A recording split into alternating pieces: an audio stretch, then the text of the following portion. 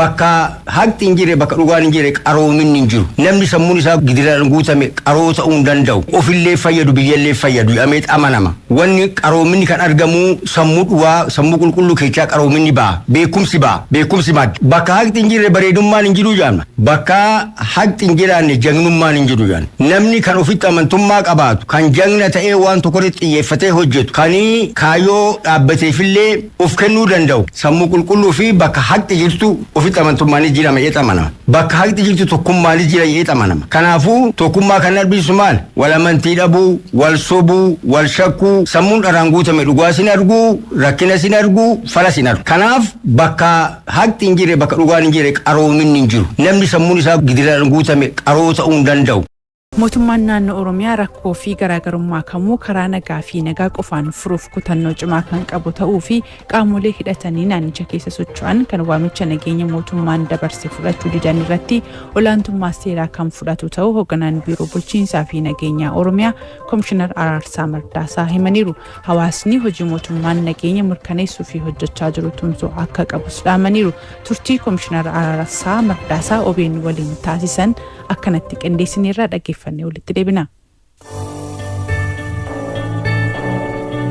Mootummaan keenya hangafummaa ergummaa isaatu nageenya uummata isaa waaressuudha. Nageenya naannoo keenyatti akka inni dhufu nageenya amansiisan akka inni ta'u gochuudha.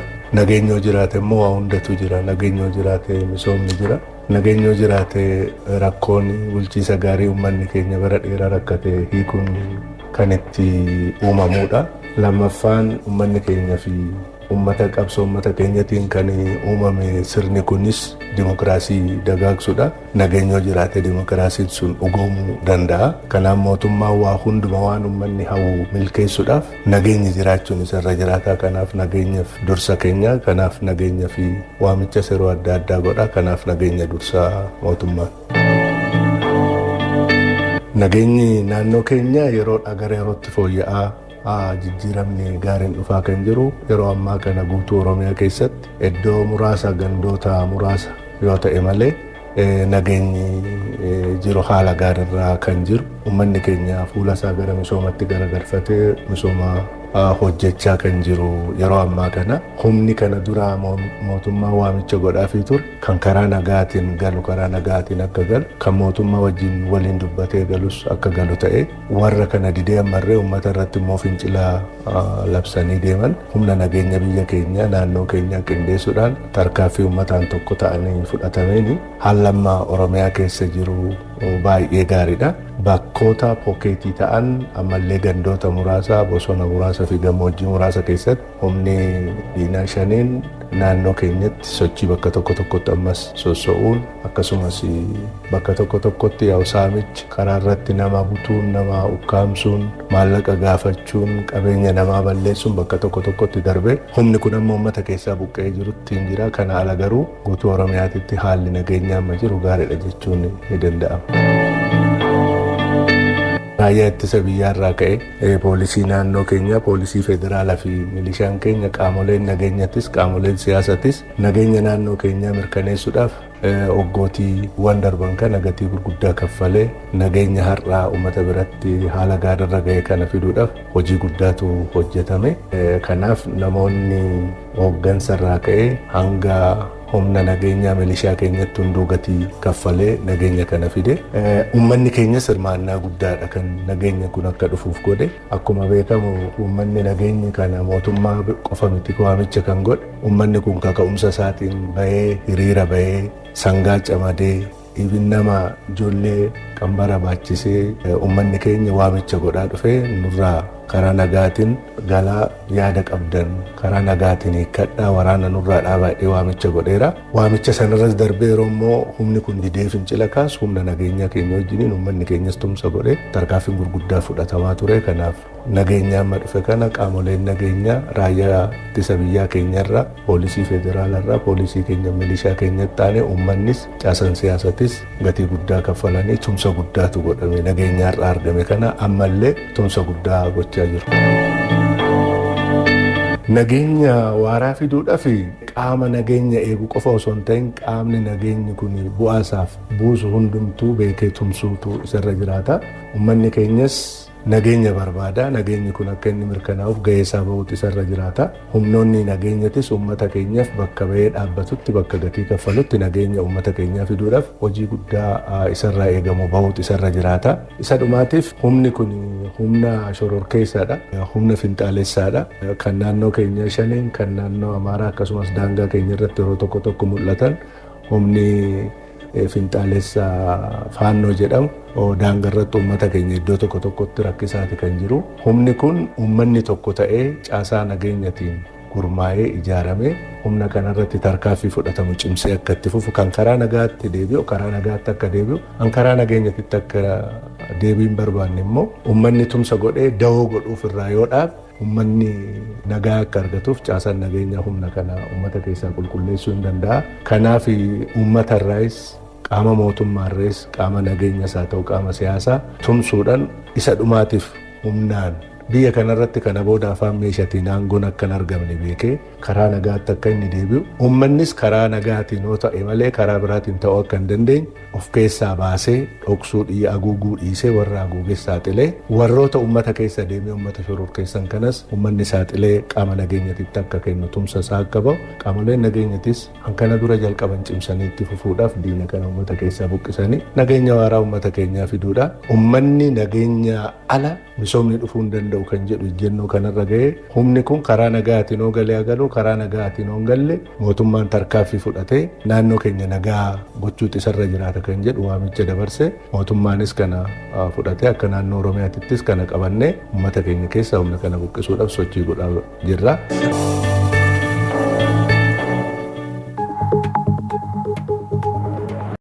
Haala nagaa fi tasgabbii naannawichaa qorachuun tarkaanfii qabatamaa fudhachuuf fi waliigalamuu tajaajilli odeeffannoo fi nageenya biyyaalessaa beeksise taanaanii daayireektara tajaajilaa Taazeer Gabra Egzaabeer ibsa kennaniin yaa'inii dhaabbilee nageenya baha Afrikaa yaada tumsa odeeffannoon nageenya naannawichaa cimsuu jedhuun gaggeeffamaa ture milkaa'inaan xumuramuu ibsanii jiru. Rakkoon nageenyaa kan biyya tokko qofa osoo hin taane yaa'icha irratti ciminaan kan ka'e yoo ta'u bu'uura kanaan egaa rakkooleen kanneen waloon ittisuudhaa fi hojjechuun murteessaa ta'uuti kan waliigalame jechuudha. Dhaabbilee nageenyaa biyyoota naannawichaa gidduutti sodaawwan nageenyaa dursanii ittisuun haala danda'amu irratti wal jijjiirraan odeeffannoo akka jiraatuu fi waliigalamee jira.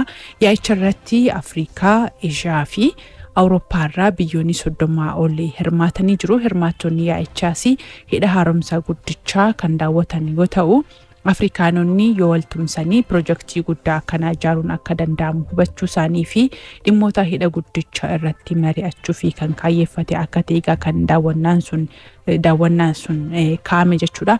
Dabalataanis hojiilee misooma magaalaa Finfinnees akka daawwatanii kan himame. Rakkoon Itoophiyaa afaan qawweenii jaarraa 21ffaa kana keessa hiikkatu akka hin jirre dura ta'anii paartii dhaloota haaraa fi walitti qabaan mana maree paartilee siyaasaa waloo Oromiyaa obbo Salamoon Taaffasaa ibsan. Balaa Tasammaa gabaasa dabalataa qaba. Finxaalessummaan waan hunda ana malee jechuurraa akka maddu hayyoonni siyaasaa ni akeeku. Finxaalessummaan saba, amantaa, korniyaa fi beekumsas anatu caalaa akka mandheeffatu ni himama. Dura ta'an paartii dhaloota haaraa fi walitti qabaan mana maree paartilee siyaasaa waloo Oromiyaa obbo Salamoon Taaffasaa turtii addattoobeen waliin godhaniin rakkoo guddaan maalummaa finxaalessummaa dhimma ofiif qofa bakka kennuudha jedhu. Anatu beekaa ana malee hin ta'u haala jechuun kuni miidhaa baay'ee uummata keenya irra geessee jira. Akka biyyaatitti illee guddatuu hin dandeenye. Of hafuu hin dandeenye, of duuba deebine malee walii galuu hin dandeenye. Wal tajaajiluu hin dandeenye. Wal bira dhaabachuu hin dandeenye. Rakkinni kun akka biyyaattis rakkoo hamaadha jechuudha. Kunis waliigaltee fi tokkummaa uummataa irratti dhiibbaa guddaa fideeraa jedhu. Kiyyatu caalaan kun rakkoo baay'ee fidee jira. Ammas soo ta'e waliigaluudha malee kiyyatu caalaa amantiin kiyyatu caalaa beekumsa natu qaba biyya kanaa natu bulchaa kan jedhu kun fudhatama hin qabu. Uummanni biyya kanaa misoomatti akka hin cimne daldaltoonni siyaasaa uummata burjaajessan jiraachuus yaadachiisu. Uummanni keenya rakkoo keessa jira. Naggaadeen hin jiru. Naggaadee kana nagadanii akka uummanni waliin galle siyaasa kan hojjetan biyya alaatii maallaqa fudhatanii Itoophiyaan akka hojii ofii hin hojjenne akka rakkoo keessa galtu akka rakkoo keessaa hin baane kan nagaranii jiru. Harka biyya alaa tituu biyya keessa jira jechuu hin danda'a akka paartiitti tolaallu.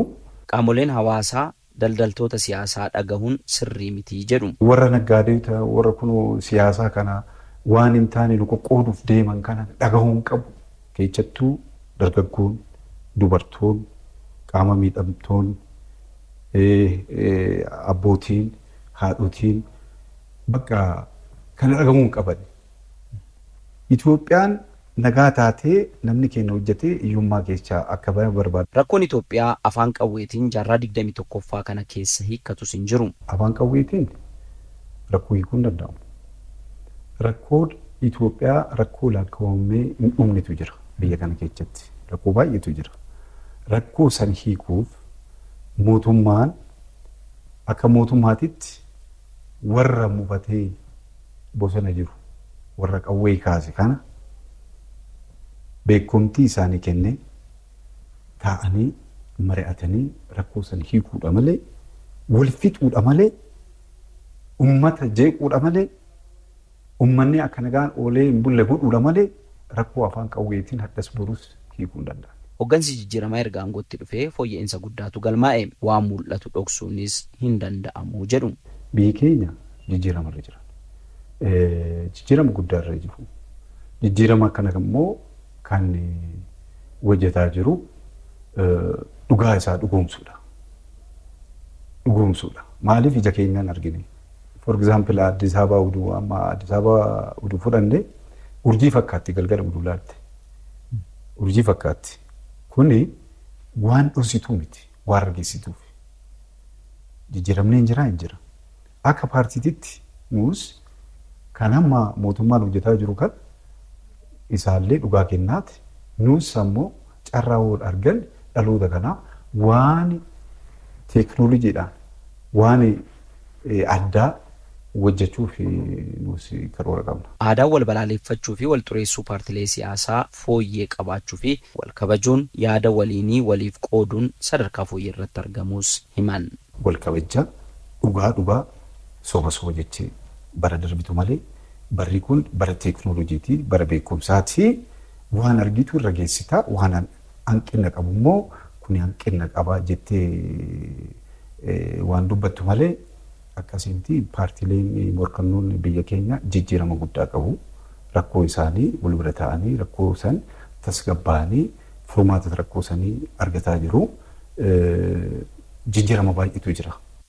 Aadaa Oromoo keessatti ilmoon namaa kun uumama hundaaf bakka kenna. Uumama hunda dhageeffata. Uumama hunda sirnaan ilaalaa nagahaan jiraataa jechuudha. Misooma inni jennu dinagdee inni jennu kun kana keessaa baha. Kana keessaa dhalataa jechuudha. Yoo uumamni hundi nagaa qabaatan kana gochuuf beektaa seera raammoo raaratti jedhee raammoo ijaan mul'atuuf ijaan hin mul'anneefis seera tume. Seera mukaa mokonnoo jedhee seera bosonaa fi bineensa bosona keessa jiraatu kan lafa keessa jiraatu dabalate seera dheedaareeraa jedhee yookiin seera maddaa margaa jedhe seera bishaanii fi waan bishaan keessa jiraatu kana hunda uumamaaf bakka waan kennuuf yoo kun hundi eegame misoomni jiraa jechuudha. Yoo kun hundi eegame dinagdeen jiraa jechuudha. Ilaalchi Oromoon dinagdeef qabu isa kana nama sadarkaadhaan qooduun hin jiru gadaa keessa nama gartuudhaan ka adda qoodu kun gadaa Oromoo keessa hin jiru beektaa. Warra olaanaa warra jiddugaleessa warra gadaanaa gabaabaa dheeraan yookiin warra akkasii gosa gadaantu gosa olaantuu jechuun hin jiru. Namooma irratti ijaarame gadaan kun namaa miti bineensa kaaniifuu jenne miti namooma irratti ijaarame waan ta'eef gadaa keessa wanni akkasii hin jiru jechuudha. Sirni burjaazii sirni akkasii kun gadaa Oromoo keessa aadaa Oromoo keessa hin jiru. Nama kamiiyyuu ta'e gosa kamiiyyuu ta'e biyya kamiiyyuu dhufe aadaaf duudhaa Oromoo kana barbaada jennaan lakkii